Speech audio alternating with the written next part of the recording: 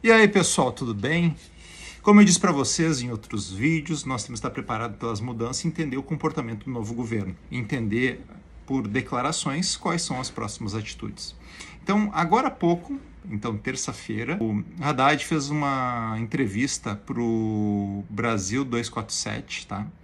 E ele falou algumas coisas que são importantes nós analisarmos. Primeira coisa que ele fala assim, ele fala que o Brasil vive hoje uma situação com uma taxa de juros fora de propósito.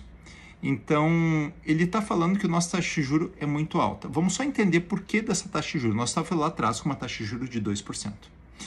Com o advento da crise, ou seja, da pandemia, o governo federal teve que colocar dinheiro, porque se lembra que ele fecha, fica em casa e tal? Se ficasse todo mundo em casa, não ia ter o que comer. Então, o governo federal fez uma série de auxílios. E, além disso, fez uma série de programas para que as empresas preservassem o emprego. Ou seja, ó, te dou grana aqui, mas tu deixa o cara contratado. Então, com esse aumento do endividamento para bancar isso aí tudo, esse aumento de endividamento fez com que tivesse mais dinheiro no mercado. Mais dinheiro no mercado fez com que os preços aumentassem porque não tinha tanta disponibilidade de produto, porque muitas fábricas da China fechou, muitas fábricas aqui no Brasil fecharam. Então, ele falar isso, no meu ponto de vista, não está correto. Além disso, ele fala o seguinte, ó, ele afirma que esse cenário foi impulsionado por uma farra eleitoral do governo anterior, que teria gerado um custo de 300 bilhões de reais aos cofres públicos com medidas que classificou como eleitoreiras. Cara, eu vou dizer o seguinte, as medidas, eu entendo que o aumento da Bolsa, do Auxílio Brasil, eu acho que foi exagerado. E outra coisa, o crédito consignado com base nesses benefícios também eu achei exagerado. É um posicionamento, respeito. Então, nem tudo, tu não precisa nem 880.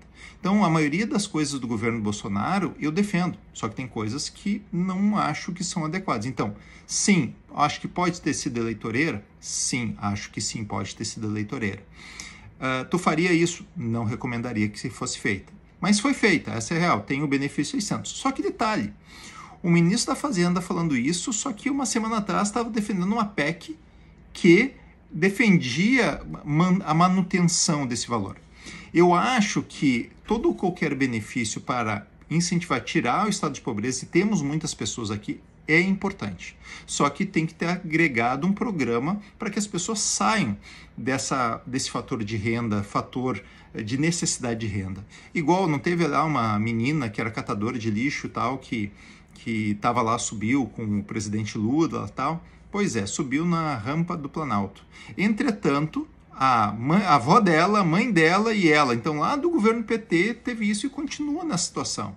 A gente tem que criar políticas que saiam dessa situação. Então, de novo, eleitoreira até pode ser, mas o PT fala, então isso é uma coisa chamada hipocrisia. Então, nós temos que cuidar um pouquinho. Eu acho que tem que ter auxílio? Sim. Tu acha 600 reais mais alguma coisa? Não. Por quê? Pensa o seguinte, uma família que tem 2 filhos, é 600 reais, mas 150 por filhos, vai dar 900. Muita gente se rasga 8 horas por dia para ganhar 1.200. Então, sem trabalhar, tu ganha 900? Será que faz sentido para muitas famílias isso? Então, acho que tem que ter um equilíbrio, não está certo ainda isso. Além disso, olha o que ele fala aqui. O Brasil está com uma taxa de inflação menor que dos Estados Unidos e Europa. Só que estamos com a maior taxa de juros real do planeta. Olha o paradoxo que estamos vivendo. Uma situação completamente inadequada. Uma inflação comparativamente baixa. Ou seja, o que ele está dizendo? É legal ter inflação. Inflação é o que corrói toda a renda. Os mais necessitados são os que mais sofrem com a inflação. Porque vamos pensar o seguinte, aumentou todos os preços, os salários não aumentam na mesma proporção. Então, o que está vendo aqui? Que ele não está dando a mínima para a inflação e é algo que destruiu o país. Vamos pensar lá no tempo Sarney, vamos pensar depois com o Collor, só lá em 94, quando saiu o plano de recuperação econômica, o plano BRAD, que o Brasil, com o plano real junto, que saiu do atoleiro da inflação. Então, assim, não faz sentido o que ele está falando sobre isso. Então, ele quer quer que o Banco Central baixe a taxa de juros. Então, o que acontece, pessoal? Eu tenho receio porque daqui a 2 anos, o mandato do presidente do Banco Central é de 4 anos. Então, no meio do mandato de um presidente e no meio do mandato de outro. Então, os próximos 2 anos, o Banco Central está realmente totalmente independente do governo de esquerda, que quem botou lá, ele foi o presidente Bolsonaro. Só que daqui a 2 anos, então 2023, 2024, em 2025, quem vai botar lá é o presidente Lula. Então, 2025, eu tenho uma preocupação grande do agravamento da inflação. Devemos estar atentos. Vamos lá, o que mais que ele declarou? O Banco Central tem sinais de direção, então está dizendo isso. Então, assim, pessoal, o que eu estou vendo assim? Não tem meta para o câmbio. O que eu digo assim? Que o Haddad está falando, ele falou na entrevista, ele não tem conhecimento do que está falando. Ou, daí não pode ser, acho difícil, que ele tem outros planos. Mas ele achar que a taxa de juros alta é a única coisa que segurou a inflação, e ele achar que tem que cair a taxa de juros significa que está falando besteira. E ele não está preocupado com a inflação, é uma coisa muito grave. Então eu vejo que assim, além... A semana passada tinha feito uma declaração que ia segurar os gastos. Não sei se é real, se não é só para agradar o público. E agora falando desses 2 temas importantes, me causa grande preocupação. Então assim, pessoal, eu vou começar a falar um pouquinho do que as declarações do governo possam impactar as empresas. Então, e o que pode beneficiar? De uma forma eleitoreira, então se a taxa de juros está achando que está muito alto, provavelmente por ter indicado o presidente do BNDES, Caixa e Banco do Brasil, esses bancos vão tratar de dar empréstimo com taxas melhores.